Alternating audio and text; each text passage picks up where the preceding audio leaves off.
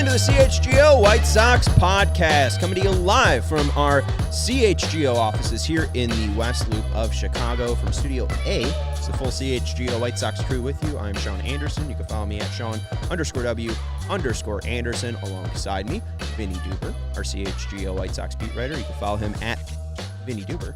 I was going to say at CHGO Sports. That's the company.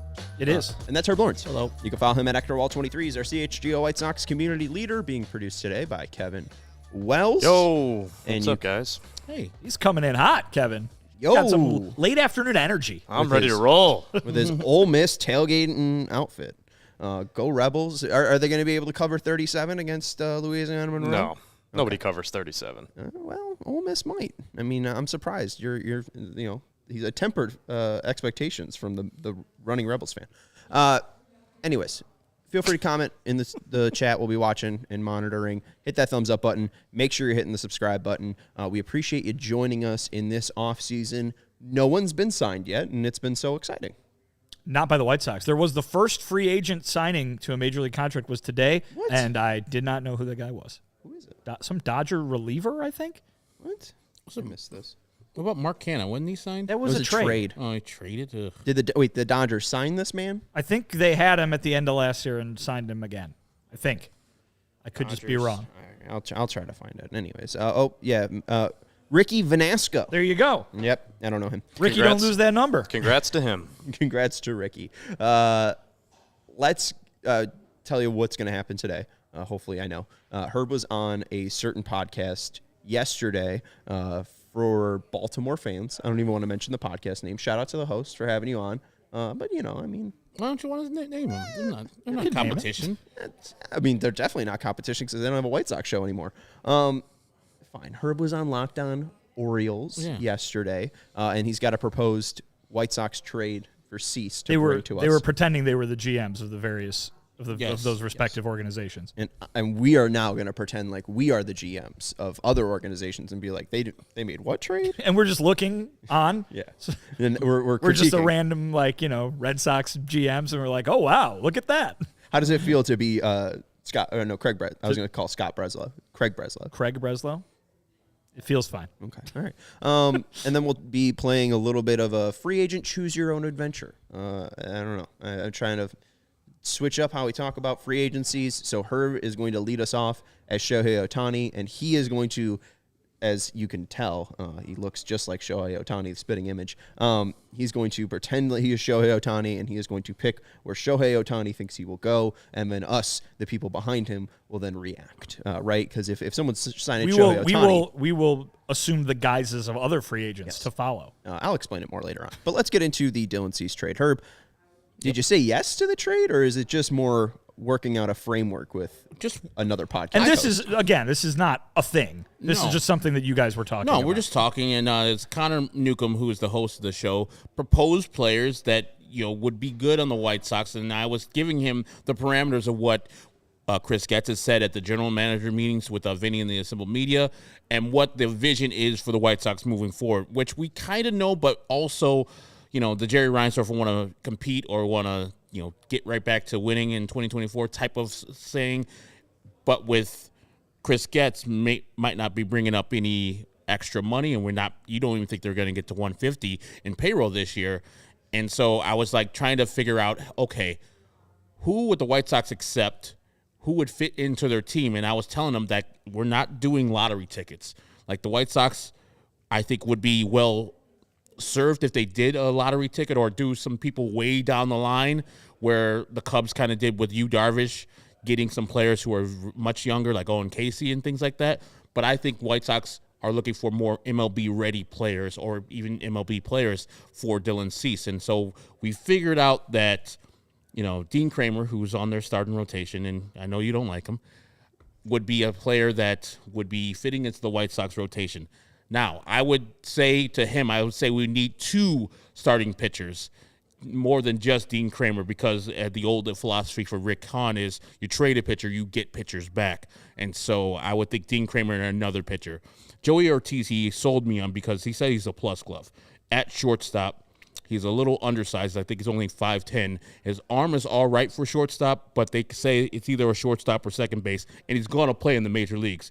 And his bat has come around, and last year with the Norfolk Tides, I think he was like an OPS of 800 plus, and so really slugging good. Around 500, batting average I think was 321. Yeah, I mean Norby is probably the better of the 2, more higher ranked because he hits home runs, but I went with Joey Ortiz, and then Heston Kjerstad is the power hitting lefty. He said you can do Heston Kjerstad / Colton Cowser, and so I was like, we already have a center fielder. I know Colton Cowser can play the corners, but Heston Kjerstad, while not being a top notch corner outfielder, provides the lefty power bat that the White Sox would be coveting in the free agent market or in the trade market. Just to give the full details, so Kramer, White Sox would receive Dean Kramer, Joey Ortiz, Heston Kjerstad, or Colton Cowser. Cowser's second, according to MLB.com, in the Orioles prospect rankings. Kjerstad is third. Joey Ortiz is sixth, as you brought up. And then for this is Alex from Alex Fast. He works for MLB Baseball, but he's an Oriole fan, so he's always kind of, dipping his fingers in Oriole Talking stuff. about demos. Yeah. Assuming the Orioles sign... Yeah. That's good. Assuming the Orioles sign 1 starting pitcher, as they said they will, and assuming Grayson Rodriguez, Bradish, and Means fill out the rotation, who is the opening day 5th starter, assuming health for all, 54% went with Dean Kramer. So at least that would be, assuming the 5th best starter in the Orioles rotation. Cease and Bummer would go to the Orioles. What do you make of the deal? Dean Kramer, the bad guy in Animal House, right? Listen, I get why White Sox fans would be trying to find a deal or be crossing their fingers and hoping for a deal with a team like the Orioles. Because while I haven't done any sort of deep dive on their farm system, I know they got a lot of really, really, really good prospects. Yes. And so certainly you would want to acquire as many top-ranked guys as possible, as well as many guys who are as close to the major leagues as possible. And I think that might be something you hit on there, Herb, in your discussion, was if the White Sox are going to trade somebody like Dylan Cease or Eloy Jimenez or Yoan Moncada or whoever, an established major leaguer, they're going to want to get somebody back that makes them quick as quickly as possible, makes them good again as quickly as possible, I should say. You mentioned you don't want a lottery ticket. You probably don't even want something like Rick Hahn got in some of those trades that he made, right? Where he's getting Michael Kopech, and it's going to be 2 years, 3 years before he reaches the major leagues. You're getting somebody in that trade with the Cubs, Cease and Eloy. I mean, what a haul for Quintana. But again, their time was down the road a little bit further. So when you listen to Jerry Reinsdorf say he hired Chris Getz because he believes he can turn this team around quicker than anybody else, part of that mandate to me would seem to be the best value for these players that you already have isn't necessarily just guys who are the most talented prospects, but guys who are the most talented prospects who are closest to helping you as soon as possible. Might not be right this year. You don't need to go trade Dylan Cease for a bunch of guys who are going to be in your 2024 rotation, but the idea is probably going to be to get, yes, pitching. Chris Getz said as much at the GM meetings. If the idea of trading Cease is going to have to help address that need in the starting rotation, but it's going to have to be something that addresses that need in the starting rotation probably by 2025. And so I think if you're looking to find a suitor for be it Dylan Cease or any of the other guys that I just mentioned, it's going to have to be teams that have not only prospects that are worth, to use an old Rick Hahn line, the juice being worth the squeeze kind of thing, but guys who are ready to contribute in a fashion that turns things around as quickly as you can. Yeah, Ortiz did make his major league debut. He wasn't great, but again, he is a glove-first guy. The future value for him, at least according to MLB.com, he was a player that barely cracked the top 100 in the preseason rankings. He was 99, and he has made his major league debut. So you think he's at least a major league glove, whether it be at short or second base. And then Heston Kjerstad made his MLB debut as well, played 13 games, hit 2 dingers. So that's pretty nice. Struck out 10 times and walked twice. So that sounds like a White Sox. Joey Ortiz, I think he had like 69 Ks and 32 walks. So again, sounds like a White Sox. But he gets on base. I think his on base last year was like 380. So he's a player. Because his average was 321. Yeah, but he gets on base. Hey, whatever it takes. Remember when Tim was hitting 330?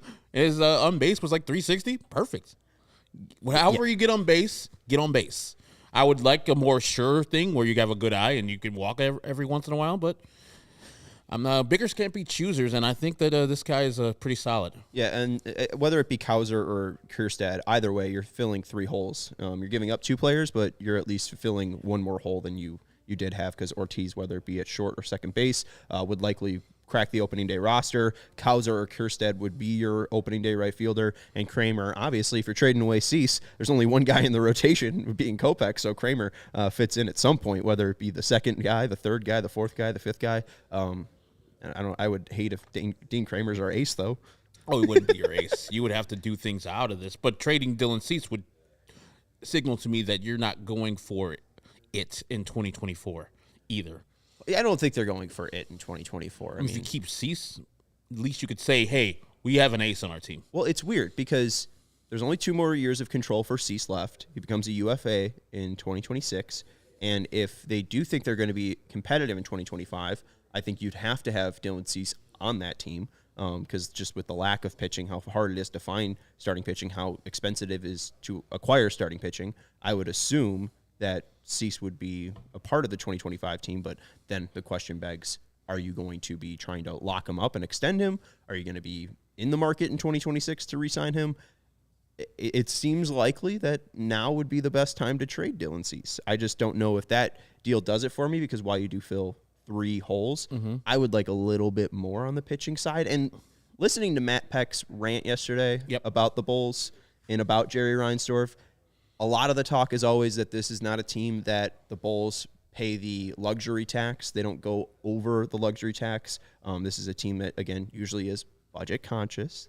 And Matt said that it was a team that took shortcuts, or I think Will said it, right? Instead of breaking it all down, getting rid of Levine and DeRozan, they went out and acquired Vucevic because they thought it could be a shortcut to being competitive. And what did Jerry Reinsdorf say about Chris Getz? He could do it the quickest, right? What is it that Jerry Reinsdorf promised? Speed. I don't think that this is the smartest thing. I like what Chris has said so far to the media. I think that he is saying the right things, but this is what gives me the queasiness, and this is what gives me the worry about, Chris Getz can say all the right things, but if the budget's $150 million or maybe even less because they trade Cease, like, what is the actual timeline of this team? Because Luis Robert is a game changer, and we saw the Guardians be competitive in the playoffs with a game changer of Jose Ramirez, but to what point does this actually become actuality? And if you're trading Cease, like, I think that's really tough to not get at least 2 starting pitchers back in this deal, because you're losing such again, since 2021, only 5 pitchers have struck out 200 more players in 3 straight seasons. Cease is one of them. Like, you have a guy who is elite at something. Anybody else that you would you want a prospect from them? I don't think the Orioles are the team. Okay, so you would go what? I thought last year might have been the opportunity, because if the deal that I wanted from the Orioles was Grayson. It seems like they're not going to trade Grayson Rodriguez. Why would you? They got a ton of control on him. But I think that it would have to be a team that can offer you more pitching. And that's the one thing about the Orioles. They got a lot of young talent, but it's a lot of bats. I don't think their first prospect pitching-wise comes up until 11 or 12. They got 2 guys Hall. at like 11 or 12.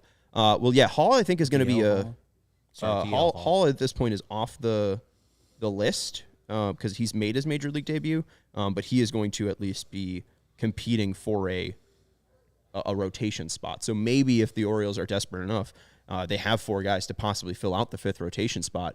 Maybe Hall and Kramer are part of the package, so the White Sox could fill out that rotation a bit more. Maybe you get that headliner for the Orioles, but you trim a little bit of that depth off starting pitching-wise. If it's DL Hall and Kramer, Dean Kramer. and Kauser or Kierstad and Ortiz, you could probably sign me up for that because you're at least getting 2 pitchers. Yeah. I think that's the thing to think about, Sean, when you talk about Cease. And as I said earlier, as Chris said last week, pitching is probably going to need to be traded for pitching. That being said, don't expect a team that's trying to compete for a division title to win over the course of 6 months to give you 2 of their major league arms for 1 of yours, because that just creates holes on their team too. And maybe they're a team maybe it's a team that is more able to backfill, right? That is positioned to be like, okay, well, we got guys coming up and they can be part of this. But it might be a tough needle to thread if you're trying to say, all right, I'll give you Dylan Cease, but I'm only doing it for guys who are major league ready today. Because then the other team goes, well, okay, we'll just keep the major league ready guys, right? I mean, like I don't there's know. a reason you see so often, Herb's talking about no lottery tickets, please, but there's a reason that you see when guys of this caliber are traded, you get a lot of lower level prospects back because it's trading from a position of strength in, hey, we've got a deep farm system. We can spare some of these guys who aren't going to be impact players right away because we're trying to win right now. Whereas usually the team's trading the big name guys, not trying to win right now. Doesn't always work that way, but you've seen it in the past, and certainly you saw it with the White Sox when they did it, back at the start of, Rick Hahn's rebuilding project. So I think that it's like I said, it's a tough needle to thread if that's what you're trying to accomplish, and I do think that Chris is trying to accomplish getting this team into fighting shape for 2025. But listen, on the other hand, people are always going to want Dylan Cease. Or this version of Dylan Cease, right? I mean, unless things go real south at the start of next year. I'm not saying, they'd be better off waiting to trade him at the deadline. I'm just saying they're the ones that have the thing that people want. And so they don't have to go out and do this tomorrow. They don't have to do it at the winter meetings. They can say, we want the best offer. And according to reports, that's what we heard at the trade deadline last year, right? Or this past season was, hey, they had Dylan Cease. They weren't happy with the return, so they didn't trade Dylan Cease. And they don't have to again this year or at this year's trade deadline either. So we will see what happens, but it is definitely worth waiting for the best offer you can possibly get because there are always going to be teams that are starved for a top-of-the-rotation starting pitcher. At least to just push back, I do think the Orioles could at least handle that depth because if they are trading, let's say, DL Hall and Kramer, they still have either Tyler Wells or Cole Irving to fill out that 5th spot, especially if they go out and sign a free agent. Plus, even though that prospect list is pretty shallow, what we've seen is they don't really care, at least for a 5th starter, if you are a guy that's going to be mowing down guys and getting, 10-plus strikeouts a game. They just want you to put the ball in play and let their fielders make outs, especially with what the adjustments have been made in Baltimore to expand Camden's left field. So it's, just tougher to hit it out. So, they can go with a little worse pitchers because their field is so pitcher friendly. I was talking in general, but sure. Right. Well, but then too, you have the option of Kierstad or Kauser, right? They have 2 guys that are pretty equal. So it's not like they're totally killing themselves, right? Because they have 2 corner outfielders. Like it's a spot where there's a little bit of, I don't know. There's a glut. There's depth there. Yeah, there's a glut there. Like Santander is not going anywhere. Right, and then Henderson can play 3rd. Westerberg, I think, is a former first round. He's the second base. And then Holiday's going to play shortstop. Mm-hmm. So there's really no spot for Ortiz. Nope. So I think that there is at least the glut for Baltimore that if they do want to put their team over the top, and even though they were a 100-win team, they didn't get past the first round, right? They lost. They got Texas.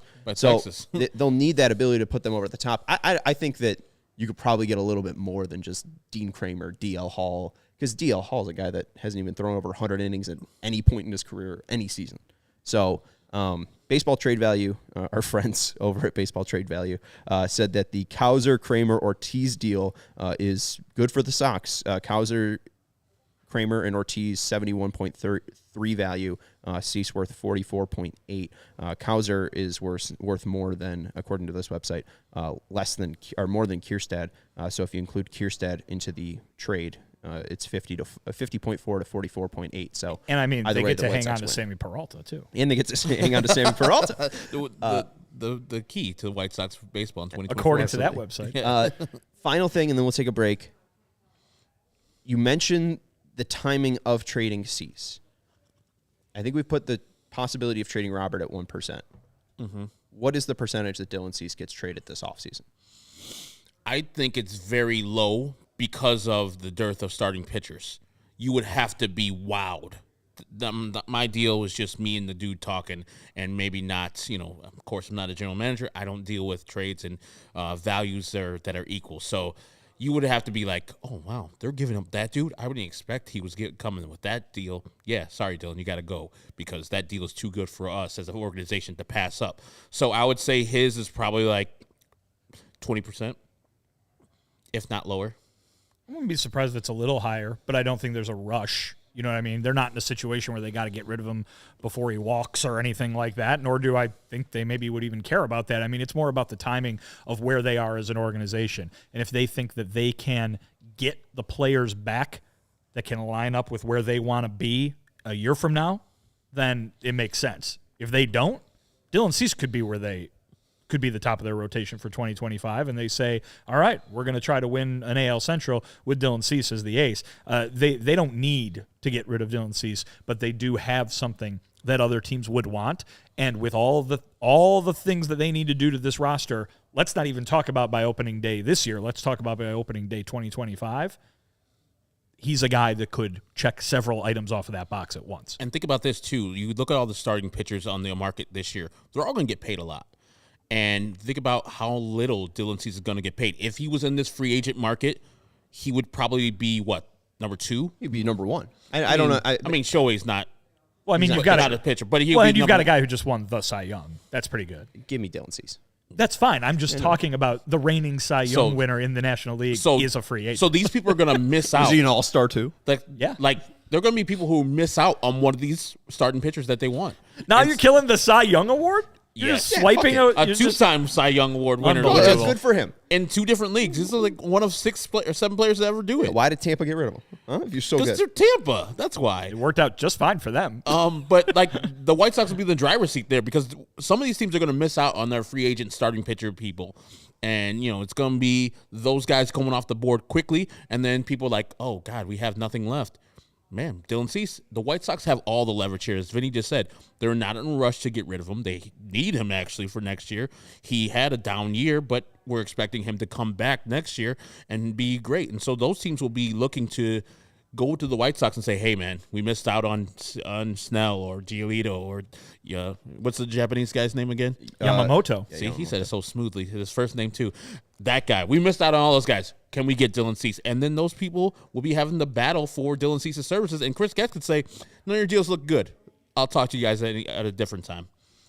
And then they're in the driver's seat until Dylan Cease is no longer a White Sox. Well, and the thing, too, is he's going to likely, after arbitration, make $8 million. Next year, he'll probably go to 11, 12, maybe push 13.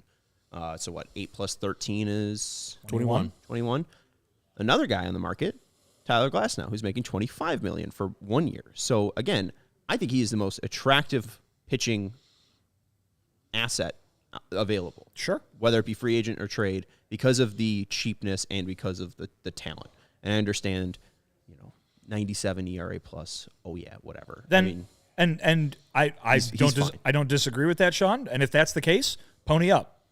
If it's this winter and you want to add the best available starting pitching talent out there, then you got to make a trade where the White Sox can't say no. Well, I would kind of make an argument too that this is the kind of only time to trade him because he is the most attractive asset right now. And I'm not saying that he couldn't be at the trade deadline, but I think that 2 full years of control has to be so valuable to teams. Like I think that's just going to kick the value up. Or you're trying to trade him in July, and yes, you might have more teams that are a little bit more fiendish in trading for him. But again, the 2 years of control I think gets you a little bit more. Yeah. Okay. So I think it's either you trade him now or you sign him to an extension, and I wouldn't hate either. I just know that it's not going to happen. Yeah, that would be great if they signed an extension. Yeah, right. I was putting together the numbers, and I started getting way too ahead of myself. They're going to pay a pitcher 8 years? No way. That's already the X right there, and then it's going to be around $250 million. Just can't wait until Vinny's covering Scott Boris's presser that day. No, well, again, at that point, he's going to be traded, so it won't be. It'll just be like you going to hear him talk about.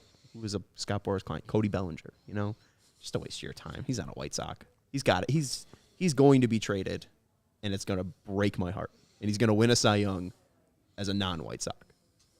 Wow. Worse than pessimistic over there on the end. when I'm you not felt pessimistic. He's really good. Worse than when you felt Carlos Rodon when Carlos Rodon was doing in the Giants. You were really mad absolutely. about that. You were really mad about that. 100%. Okay, so I can't see how you could be worse because you were just right. This team is I hate him. Carlos Rodon is this, that, and the other. Yeah, but also the Benetti thing hasn't happened. They didn't lose 101 games, right? Like there's a lot that has led so to all this this stuff is so building like, up. Yeah, Okay. I mean, there's so much apathy at this point where if they get rid of Cease, it's just like whatever. Hello, darkness, my old friend. But yeah, I mean, this is a worse and dumber move because I understand that he had a down season.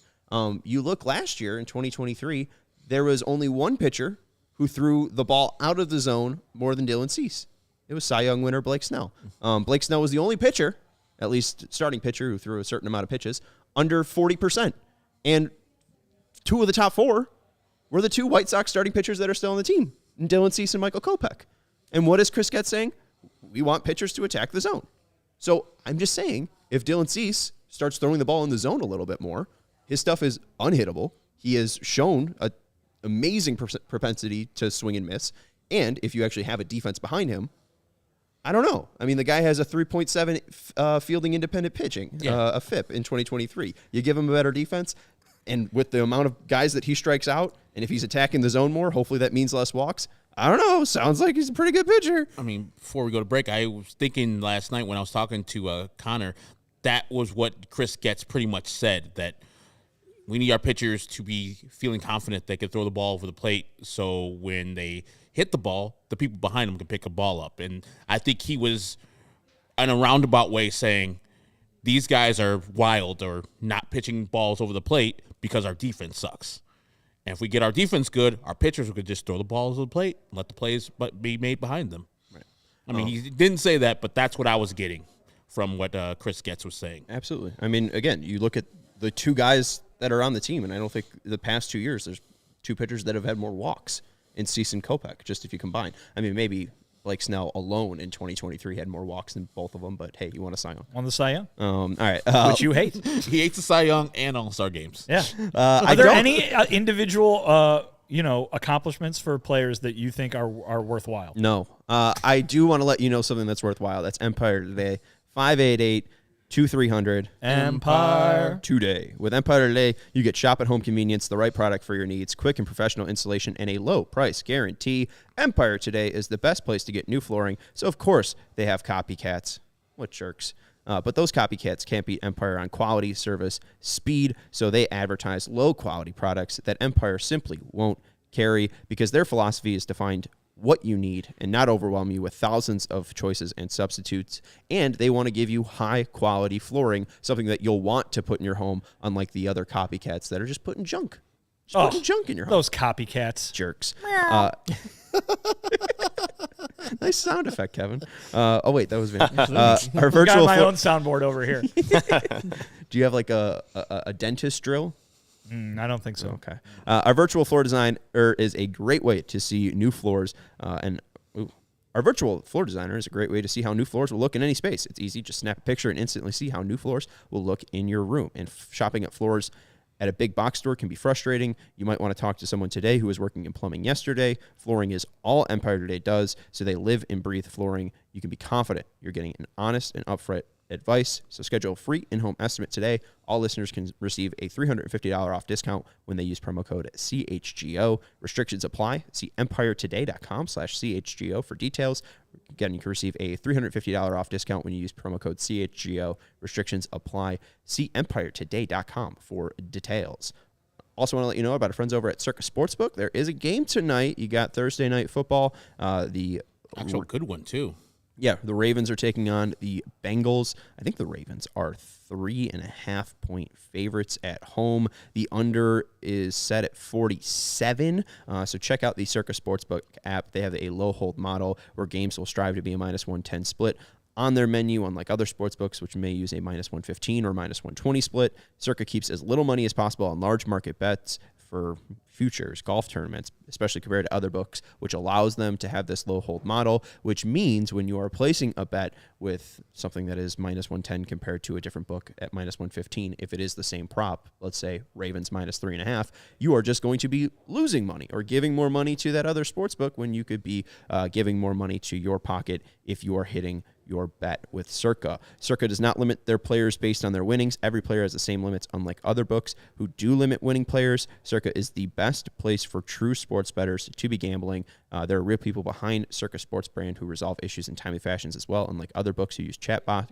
So download the CIRCA Sports Illinois app at circasports.com/Illinois-app, circasports.com/Illinois-app to sign up today. Also be on the lookout for CIRCA events, watch parties, and tailgates coming up. If you or someone you know may have a problem with gambling, call 1-800-GAMBLER, 1-800-426-2537, text GMB 833-234, or visit areyoureallywinning.com. Let's get into our choose your own adventure thing. Cool. We got about a half hour here or so. So let's do this. There's a pool of 15 players. Kevin, feel free to flash the pool here. Pool of 15 players. Mm-hmm. We are going to make 12 picks. Herb has the first pick. I have the second pick. Vinny has the third pick. Then Herb will have the fourth pick. I'll have the fifth pick. Vinny will have the sixth pick. This is a non-snake draft. I don't get a pick? No, Kevin. I didn't even know you were producing us today. Sorry, Kevin. I made this idea before I even knew you were a producer. I thought Sarah was That's producing. okay. That's all right. Hey, speak up earlier. I'll rank the best team. Okay. Best free agent draft. That's fair. Just right here in the middle. We've got numerous. We could have a mailbag show today of just people going after Sean in the comments. Yeah. Right. Who else is going after me? Well, Connor had a nice shot at you too. Oh, you should turn into stone on the spot for saying I'm not pessimistic, Sean. That's fair. I'm more bitter than pessimistic. What was what did you call me pessimistic for? Something. I feel like whatever point I was trying to make wasn't being pessimistic. And then Cy Young, you're like, Cy Young, that's garbage. No, it was Sox related. And then blank name saying, it was him saying that Cease would win a Cy Young for not the Sox. He was adamant that he won't be on the Sox. I'm not being pessimistic. He's a really great pitcher. Well, maybe they'll hold on to him for the next 2 years. Maybe one of these 2 years he'll win the Cy Young. That would be stupid. Maybe he'll win the Cy Young for the White Sox in the next 2 years. What are you going to do in the next 2 years? You're not going to accomplish anything. I'm going to have a hell of a time. You're going to accomplish you have a bright future ahead of you, not you.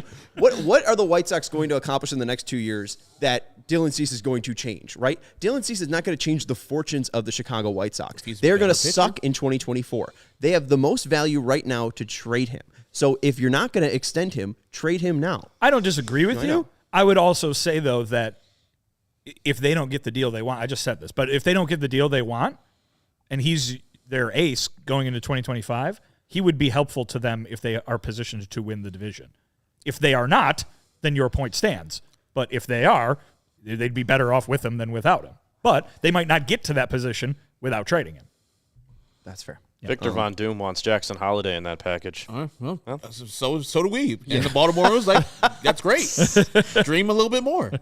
Yeah, that's their starting shortstop next year, so I don't think that's going to happen. And then you need to address blank names calling you out for Michael Conforto. Will Sean admit Michael Conforto would have been a bad signing last year? Well, guess what, buddy? He would have been a better signing than Andrew Benintendi. That's not the question, though. I actually don't think it would have been a bad signing. I don't think it would have been a bad signing. I thought that he should have played. He had 15 home runs. Didn't he have 10 homers by the end of by mid-May, and then he didn't hit anymore the rest of the year? And then he got hurt. He ran into a couple, got dinged up a little bit, but he was fine when he was consistent. Let's see. Now I gotta look up Michael Conforto's stats. He's still when he came back in September and kind of stunk. His OPS in the last about 125 to 112. So about last 12 games or so, went down from 744 to 718. But when he was good and healthy, I think he had a OPS around 748. Wouldn't that have been second on the White Sox? Playing right field would have had the highest on base percentage. Had a higher WAR and OPS plus than than Andrew Benintendi. And they still would have lost 100 games. 10 more home runs. Yeah, right. Michael Conforto wouldn't have changed the future of the White Sox. I mean, there's some things that are a little concerning with him. His walk rate was one of the lowest in his career at 11.3. Natural White Sox. His max EV went down by about 2%, but his average exit velocity stayed the same from 2021 and 2020. I don't know. I mean, he seems fine. Seems like he ran into some issues, I'd rather have him than Andrew Benintendi. Would have hit 17 homers with the White Sox in their park. So, hey, I will not admit it. Still not that many. I won't admit it because I definitely wouldn't be bashing Michael Conforto like I bash Andrew Benintendi. So, Well, sure, because you would have gotten what you wanted. yeah, but also what I would have wanted was a better baseball player. Sure. I mean, I think Also that there's yes. more excuses for He Michael Conforto. he didn't have that great of a year last year. No, he was, but he was again. Yeah, he was fine. Again, he was fine. I don't know. He's no longer a free Glad we agent. took this break. Free agent pool. Yeah, he picked up his option, so he's not even a free agent. So he's going to make $18 million. And But you know who is a free agent? Hey, all of okay. these guys. So let me explain this. It's basically a draft, but instead of having a team picking a player, because obviously Shohei Ohtani would be the first pick, you are picking the first player, Herb. So you are saying, I am Tim Anderson, and I am choosing to go to this team because of this reason. Yes. So we are trying to assume the position of these players. I don't know why Yamamoto's name is on 2 lines. My bad on that. It's long. Yeah, but I don't know, whatever. But we'll have 12 picks, so not all of these players will be used.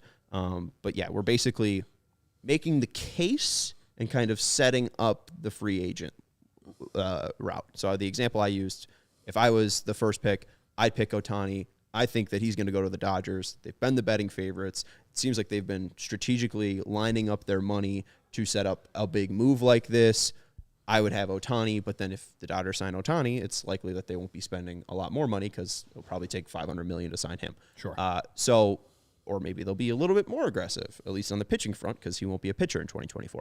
Whatever. Herb, take us through. You have the first pick. You could pick any of these players on this pool. We start off with. And I'm not just taking Ohtani because he's the best player. I'm taking him because he has multiple options. But if I were him, I would be going to San Francisco.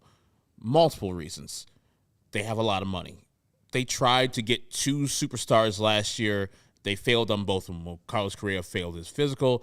Arson Judge decided to go back to New York. So they have both the willingness and the money to go and sign a big-time player for a big-time contract. Then they just brought Bob Melvin over from the Padres. You don't get a big-time manager like that and just don't do anything inside of that. Like, your big-time manager has to match up with a big-time free agent acquisition. And if we don't know this, I think Honolulu has the most Japanese players or Japanese people in America. Japanese Americans. Japanese Americans. And I think number 2 or number 3 is San Francisco, the Bay Area. And so, you have a built-in audience right there of people who review you as a superstar for them, and also the market. And I think San Francisco is smart enough to know that getting a player, no matter if it's Shohei Ohtani or a different Japanese star, would be good for their brand and expand their monies. So you spend money and you get a lot more because you get the best player in baseball and you get a country all to yourself with all the advertisements you could put in the back behind Shohei after he bats, and everybody's going to love it. So I think that would be the team I would want to go to. And you wouldn't be like in a superstar thing, like where if you go to LA, you're with Mookie Betts, you're with Freddie Freeman and other players. San Francisco, you're the star. You're the star. You're the number one. And I know if LA, he is the star, but also you can get lost behind Mookie and you get lost behind Freddie Freeman too. So that would be the place I would go if I was Shohei Ohtani, because they can offer you just as much money as the LA Dodgers, if not more. Makes a lot of sense to me there, Herb. I think everybody's expecting the Dodgers. I would probably throw the Yankees out there just because, I don't know, I feel like the Yankees missed the playoffs. They're going to want to go be Yankee-like and try to get themselves right back there with a big splash like that, though we were talking before the show. Does them having Stanton preclude them from signing a DH, a guy who's going to be a DH in Ohtani? Who knows? But I think if you're the Yankees, you have the ability to sign the guy that's going to be the guy. That would make a lot of sense. Honestly, I forgot that I had the next pick, so I was waiting for you to start talking and give your second pick. So I was No. like, why isn't Vinny starting to talk? Yeah. So Go thanks for for it, stepping Sean. up. And 2, I mean, the Giants have a star in right field already in Michael Conforto. So just as adding we towards it. know. Yes, they should have signed Cody Bellinger over Michael Conforto. I was wrong about that. My bad. Oops. Anyways, I'm up next. Ohtani's off the board. He's in San Francisco. I think The next one that would fall would be Bellinger. If the Cubs don't get him, I don't see how they would have to could let Bellinger get away. It seems If like the Cubs don't get Ohtani. Yeah, if the Cubs don't get Ohtani, I don't see how they let Bellinger walk. And it does seem like obviously Ohtani is the first domino to fall. It does seem like the Cubs are interested in spending money, so I'll say Cody Bellinger becomes a Cub. So Cody Bellinger to the Cubs. So you, Cody Bellinger, are choosing the Cubs. Yes, because I think they will give me money. Right. And I just Money, played there. please. Yes. Yeah. And I just played there, and it was a good vibe. And to your point, like they signed a big time manager. You can't come away from this free agency without either Ohtani or Bellinger. I think that's a loss in the free agent if you don't get either one of those people. Wow. High stakes for the Cubs, huh? Mm-hmm. All right. I have picked number 3. I am going to go and assume the guise of the reigning National League Cy Young Award winner, as much as Sean might poo-poo such a title. I will be Blake Snell, and I will go ahead and decide to sign with the Philadelphia Phillies, who are never shy about giving people a gajillion dollars and big, big contracts. Not only that, they, I believe, like I was just talking about the Yankees and Ohtani, are in the position where they just missed it. They were defeated. They almost got back to the World Series. They didn't win the World Series 2 years ago, so they're right on the cusp, and I think they want to push themselves over the edge. They're losing Aaron Nola. Why not replace him with another ace-caliber pitcher? Do it with Blake Snell. Blake Snell to the Phillies. Okay. Well, I mean, why spend the money on Snell and not Nola? Well, I mean, now we're talking about the Phillies mindset. I, as Blake Snell, am just accepting the big contract that they're offering me. But I came up with the idea, and I'm confusing myself. But no, certainly the Phillies could just go get Aaron Nola back. But why not? Why not jump at the big upgrade, or not an upgrade over Nola necessarily, but just a big boost to your team and your rotation? Go get the reigning Cy Young winner. How many Cy Youngs do you have, Aaron Nola? None. Right. Yeah. All right, Herb, you're up next. So All right, off the board real quick. Sorry, Ohtani, Bellinger, Snell. Ohtani going to the Giants. Bellinger going to the Cubs. And then Blake Snell going to the Phillies. A lot of NL guys. All right. Let me see the list again, Kevin, please. And I'm going to go with Jordan Montgomery. I mean, if I'm Jordan Montgomery, I've been in New York, I've been in St. Louis, now I'm Texas. Texas is a team that has been a bunch of money in the recent years, and that owner seems like he's interested in winning another one. So I'm going back to Texas. I had a good 2 months out there. I proved my wares, and I think I can get the most money out of them because I pitched so well for them. Other than, the Yankees and the Cardinals, I pitched all right, but I pitched like a champion, like a top-of-the-rotation guy. So I'm staying right there as a Texas Ranger if I'm Jordan Montgomery, signing a 6-7 year deal for myself and getting paid like John Gray, even a little bit more than that. Hell yeah. No, I think that's a good I mean, this team obviously isn't afraid to spend, and it does seem like, he finally found a spot. Mm-hmm. It's and he weird, can too. keep his beard, too. You think that, yeah, right, just have to go back to New York. Do you think that they would have signed him already, though? Like, I mean, like, they already have the relationship. They just won a World Series. Are they still just too hungover to meet? I mean, he wants to have all 30 teams compete for him. So there's no reason to talk to the Rangers until it's time for a real deal. And he's probably going to have to wait for some of the top pitchers to get off the board like Snell. I think probably Snell is the number one pitcher that people are looking for. And then Jordan Montgomery, if we're looking at lefties, and even probably Aaron Nola before Jordan Montgomery. So he's got to wait for their markets to be set, and then he'll be talking to all the rest of the teams and see where he goes. You bring up pitching, maybe Aaron Nola's next, but I think Yoshinobu Yamamoto has already heard enough. He's already heard enough from Kodai Senga, who really enjoyed his time in New York, just had a great year. Both guys from the Japanese league. Yamamoto, they're Cy Young, I think, 3 straight years. He has been phenomenal. So he's fine with the Japanese Cy Young, but not the American one. 25 years. Unbelievable. And he's thrown over 170 innings in the past 3 years, 193, 193, and 171, with an ERA in all of those seasons under 170, 139, 168, Guy's and good. 116. He is very good, and we know the Mets aren't afraid to spend money. They just obviously saw it pay off with Senga. I think that they are going to continue to add to their rotation, and I think they're probably going to make the nicest offer to Yamamoto, and that's going to be why he signs with them in Flushing. Remember we're five guys deep here now. Yes, we are. And we have yet to assign anybody to the New York Yankees. Remember when Josh Donaldson was on the Yankees at third base, and that didn't work? They just had to cut him. Then you need a third baseman. Matt Chapman is who I will assume the guise of at the moment, and I'm going to go play my ball in the Bronx for the New York Yankees. Guy has shown that he can hit a lot of home runs. They sure like that there in that ballpark where everybody hits a lot of home runs. If they're not going to grab Shohei Ohtani, then why not go ahead and get another guy who's proven that he can play great defense, proven that he can hit home runs, and add him to an already powerful lineup, Matt Chapman to the Yanks. And as I said before, you already put Cody Bellinger back at the Cubs. They need to get one of those guys. And so since they struck out with Shohei Ohtani, Aaron Nola would be their next target. And if I'm Aaron Nola, I could be at the top of the rotation of a team that's trying to compete for the not only NL Central, but for the NL next year because they're going to be throwing a lot of money at a lot of people. So, yes, I'll be Aaron Nola, and I'm going to the Chicago Cubs in the middle of America, one of the most storied franchises. And now with Craig Counsell, I think the spotlight is on the Cubs to do some damage this year. And so you already got Bellinger back, get a top of the rotation arm, because you just saved $21 million from not for Marcus Semien.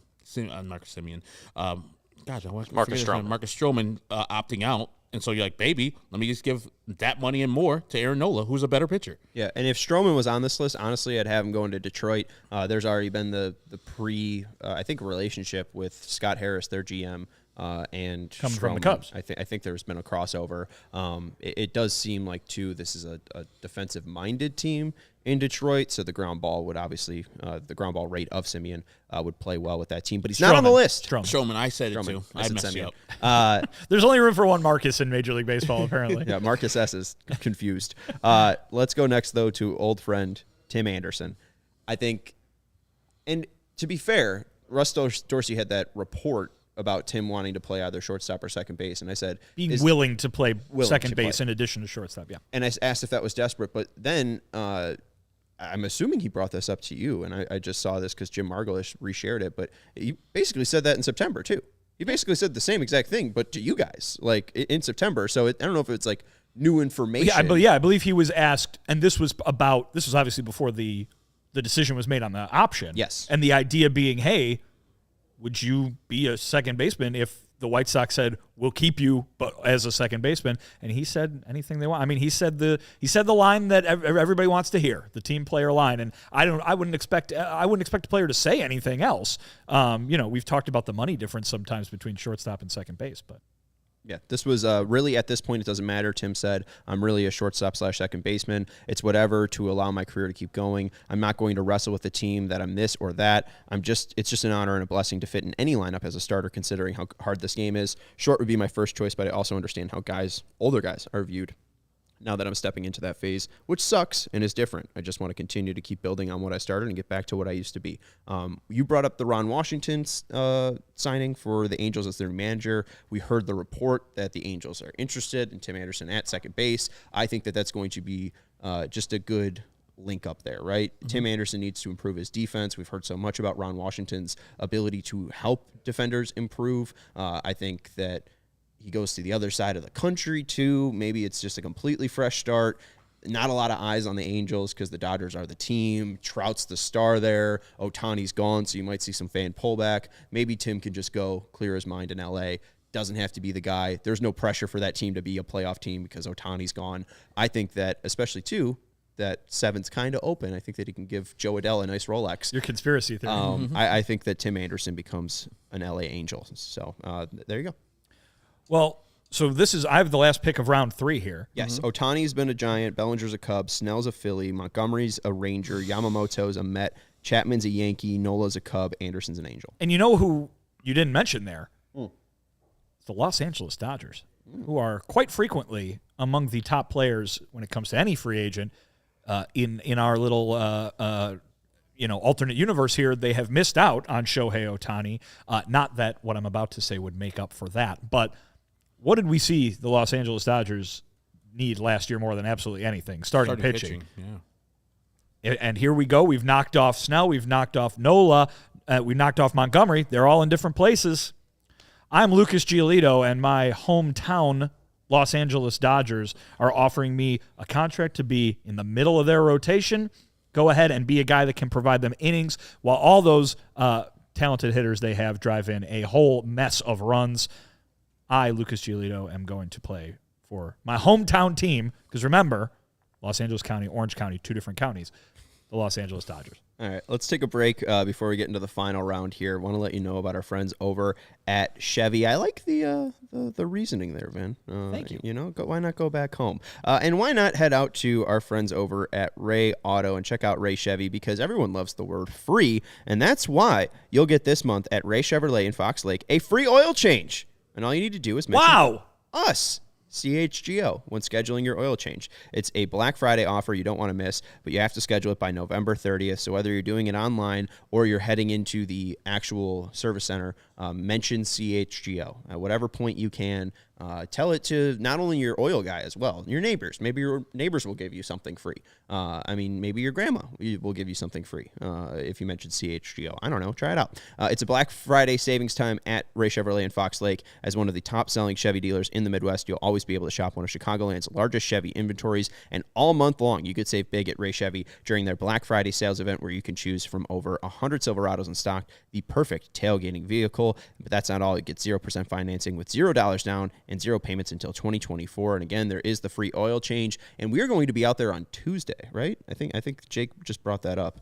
That we're going to be doing some live shows and the CHGO Bears and the CHGO Sports Podcast. Weird. I was like, no. I was like, we're out in Fox Lake. Our family members. Okay. Yeah. So go check out that live show. That's awesome. Go watch CHGO Bears and the CHGO Sports Podcast. Are they going to do it from the bed of a truck? They might. Wow, that'd be fun. A good bit. There's a bunch of Silverados out there, I've heard. Right, but go get your oil change. That's a perfect time. Yes. Go to the show and get your oil. You could probably free. watch the show while you wait for your oil change. That was the thought process, and hey, I think they'd probably understand too.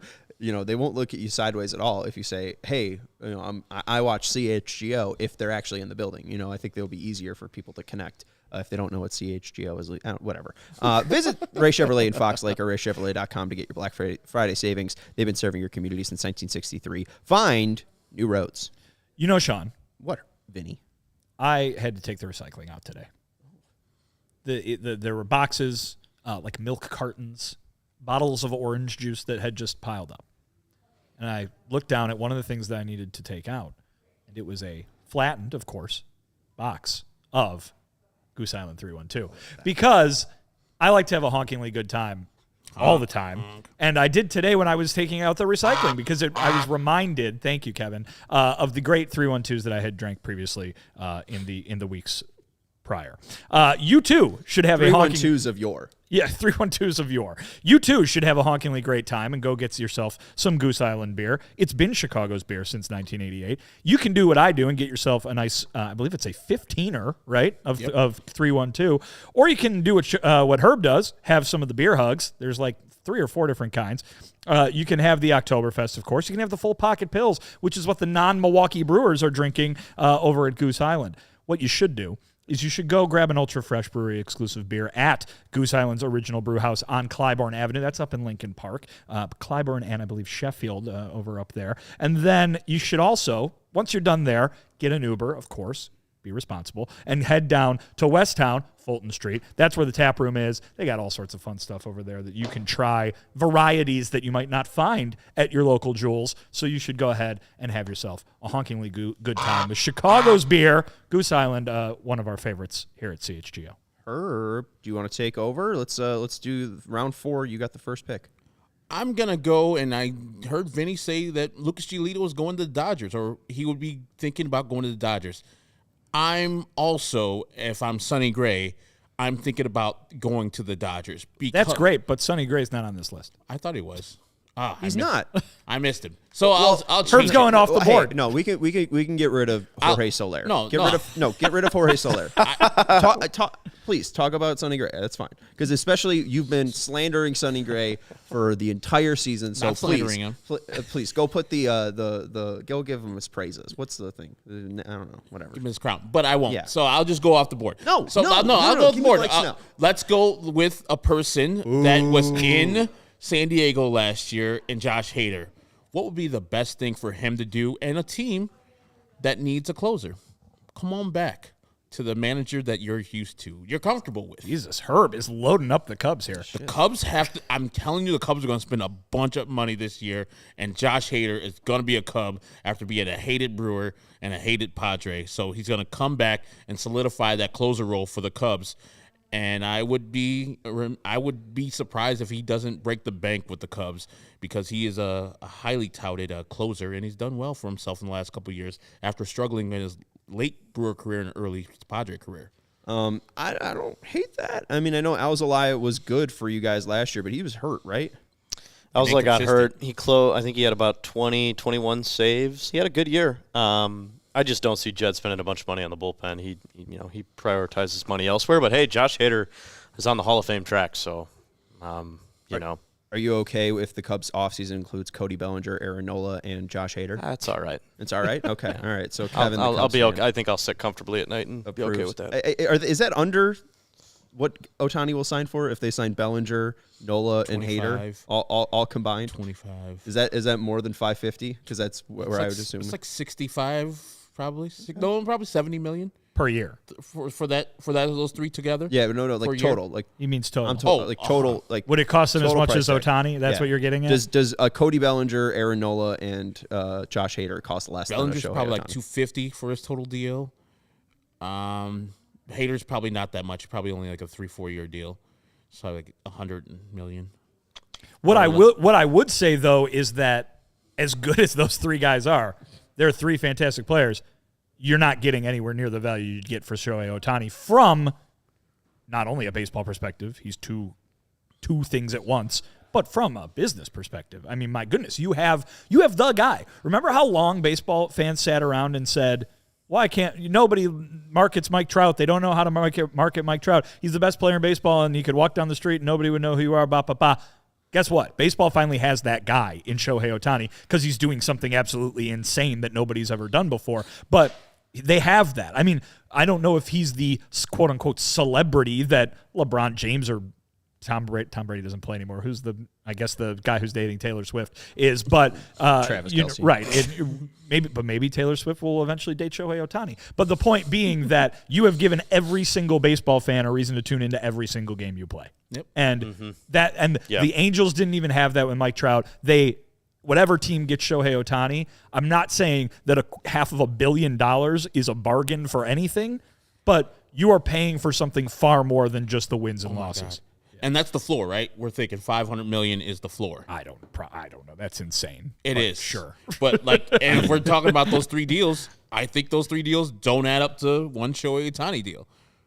I would agree. I don't think so either. I think Bellinger's probably around the 25 AAV, and Nola's probably about the same. You're talking actual math now? Yeah, total. You're talking total. He's probably going to sign like a How many years 250. for Bellinger? Probably like 6 to 8. 7, 8. He's not that old, right? Yeah, he's only 28 years He's old. only getting 150. No, I think he's he'll getting get like 250. I think he'll get 200. I don't think he'll get like 250. I mean, 200. I don't know. MLB Chris So- Bryant so- got 7 and from that's- 180. MLB trade rumors projection for Cody Bellinger is 12 years, 264. What? Ooh, it's giving him I mean, that. he's young, but After- that's like But hold when on. he's 40. The Yankees So- might give him that. You And said their 20 projection? You said 25 years, 25 million AAV. If you times that by 6, that's 150. Herb also said 250. So this is why baseball is stupid, because there's no salary cap. There's no ability to actually make fake proposals for contracts, because you're either doing 6 years for 150 or 12 for 264, because there's no salary cap. Here's their Ohtani. Stupid. Their Ohtani projection is also 12 years, but 528. Discount. That's That a is discount. Such a discount. I'd sign that in a second. Any team should sign Not your that. money. Wow. Yes. Right. If I had that money, though, I'd be buying a baseball team and signing Shohei Ohtani. Because I know it's a different sport, but look what Colorado, the Buffaloes, have done since Deion's there, and they're just mediocre now, an average. Guarantee the admissions, the attendance, all the money they're making from Deion Sanders and that team is paid his contract off tenfold. Yep. And that's the same thing that's going to happen to Shohei Ohtani, who gets signed to that team, and then everybody's like, yes, I'm going to whatever team he's going to be signing to, whatever game that is in Chicago. If it's in the north side or the south side, I'm going. I got to see greatness. So I can tell my grandkids, hey, man, I was there. Even though I saw him last year, I got to see him again. And we're not even talking about 24 when he's not going to pitch. Yes. Think about 25 when he's taking the mound and he's doing the hitting all in the same day. It's must-see TV, and like you said, it's must-see attend. Yeah. Yeah. I mean, I know Jerry Reinsdorf scoffed at the idea of signing him, but when you're seeing a 30% attendance decrease from one season to the next, there's a real easy way to see a 30% increase in attendance by just signing Shohei Ohtani. And I mean, they would sell out, but they would get close. Oh, yeah. In a town like this, yeah, they would. Yeah, I mean, he's insane. I don't think people understand what he might do for baseball. All right, I'm up next, and this is a White Sox podcast. We haven't mentioned the White Sox yet. Feel free to flash the screen, Kevin. Tim Anderson. Huh? You said Tim Anderson. He means that signing coming to the White somebody. Sox? Yeah, Oh, so okay. I'm going to go God, on here this we He's go. taking board. the low-hanging fruit. Here we go. What's the low-hanging fruit? Go ahead, say it. What? Who you doing? What am I Who are you missing? doing? Who are you giving to the White Sox? What am I missing? Am I missing something that? No, you're not that- missing. You're gonna say. I think you're that saying it right. Say it. based off past connections, Okay. based on the caliber of play this Yep. player is, a former All-Star, the ability for him to be at second or right field. All right. Whit Merrifield just makes too much sense for this team. What is this low-hanging fruit? I think this Yes, is just you're playing into the narrative, a yes. reasonable, sensible signing. I mean, he's young, right? He's 34. As you feel about Andrew Benintendi, I probably feel about Whit Merrifield. Okay, I mean, But he's much older than Andrew Benintendi. yes, he is. He is going to be 35 in Yes. just in January 24. Usually, I hear that guys get faster as they age. Oh, so that's this is exactly what happens. This is gonna be fine. He actually can steal some bases still. Hey, again, he was an All-Star last year. I don't understand why we're complaining. He's not good at baseball anymore. right, He's but- not the guy that we're picking up the Whit Merrifield we remember from the Orioles, not the Whit Merrifield that's currently here. No, they're picking up their buddy Whit Merrifield. They're picking up their best friend Whit Merrifield. Pedro Grifol has won a championship or something. Maybe not. I mean, Whit Merrifield at least was in the organization. I mean, this is his precious. He is Frodo with the ring or whoever the hell that was. Like, I mean, this is Gollum. He's The evil one. nice. Led Zeppelin? One more Come time. on, man. Okay. Frodo. They have a song about Frodo's Frodo. the main character. Yeah, but doesn't Frodo get the ring? Well, yeah, but you were quoting Gollum. I haven't even seen these movies. Neither have I just I. know everything I know about this is from Led Zeppelin songs. Okay, cool. All right. You want to? Since I took the low-hanging fruit, why Yeah. don't I I make don't know. you? You haven't left me with much here. yeah, if you want to throw flash that the list, screen remaining, back up. I think we got I can Jorge recap. I too. think I have to do Liam's Jorge out. Soler. Jorge Yeah, Soler. Liam's still Liam's up there. out there. Lee Jung-hoo is out there. Mitch Garver's out there. And then Jorge Soler. Man, do you want to do Sonny Gray? No, I tried to give it to her. I but- would like to talk about Liam Hendricks because we've talked about it before, but I think there's definitely a team out there interested in giving him one of them 2-year or 1 year plus with an option deals to spend 2023 rehabbing. If you come back by the end of the season, that's gravy, fine, whatever. But the idea being did I say 23? 24. 24. To be the closer in 2025, to return to your role as the best closer in baseball, that guy, plus you add a guy that's very valuable in the clubhouse. I think every team would probably want to sign up for something like that. I'm just going to pick a team with money that might not be competitive, super competitive in 24, but would like to be super competitive by 25. Let's go with the Boston Red Sox. How about that? I mean, they do have Kenley. I don't know if Sure. that, But we're talking 2 years down the road, too. that's You never true. know what happens. I think that there was Was there an team- easy one there that I missed? Not in a bad way, but he talked about with Jerry wanting to stay in Arizona for spring training. Oh, the DeBacks. Who share Camelback Ranch? Oh, the Dodgers. The Just Dodgers the don't- Dodgers get everybody. But The that's a don't Dodgers have move. The Dodgers don't have a closer. The Dodgers signed somebody with all-star potential on probably a cheaper deal than what you get because he just got the $15 million buyout, so it's probably not about money, and it's more about the situation. Liam wants to compete. He possibly could come back in 2024. You get him at the back end of 2024, so if his rehab goes correctly, you might be getting a fresh Liam You have a, Hendricks. quote, trade deadline acquisition, right? Right. Yeah. Thank you, Rick Hahn. Well, then, that was just It's what real. No, I know that's just what he used to say. That was his line. That you know, guys that were injured were acquired. Correct. I'm not trying to. And it would have made sense had those guys then come back and played well. Lloyd did in 22. Yeah. But only one team he's not going to go to, as we heard when he did sign. He was very adamant in teams having an LGBTQ plus night. That's true, yeah. And the only one in Major League Baseball that doesn't have one, I think, is the Texas Rangers still. So that's the only team he wouldn't go to. And I think the Dodgers just had some run-in with an LGBT Yeah, organization. they did. Oh, they were. Yeah. Yeah. So I don't know. I That mean, was. Yeah. Yeah. Anyways, I don't know enough on that situation to talk about. Yeah, I don't really want to dive into it, but yeah, that the Dodgers would make. That's a type of move that the Dodgers make, right? That's the type of throw stuff at the wall and hope something works out. Well, and if they're missing out on Ohtani too, you mentioned all the injuries pitching wise. You think that they would want to get any pitching possible. So especially if this is the way that it plays out, where Ohtani goes to the Giants, Bellinger goes to the Cubs, Blake Snell goes to the Phillies, Montgomery goes to the Rangers, Yamamoto signs with the Mets, Chapman inks with the Yankees, Nola signs with the Cubs, Tim Anderson goes to the Angels, Lucas Giolito goes to the Dodgers, Hader goes to the Cubs, Merrifield goes to the White Sox. They probably have to make some stamp or some mark on the pitching market, and maybe it's through Liam Hendricks. Do you want to bring up Sonny Gray now that we've got through the 12? Bonus Sonny Gray talk. I Why think don't, you why had don't him you do going a to the diehard Dodgers read too. first? Yes. Why don't you do a diehard read, and then we'll close on Sonny Gray, and we'll wrap up and send Vinny on his day off tomorrow. As you're watching the show and or listening, you understand that CHGO White Sox, Bears, Bulls, Blackhawks, and Cubs have 5 shows a week. We have podcasts that are live like this, 3:30 every day for us. And we have premium written content for members from people like Vinnie Duber.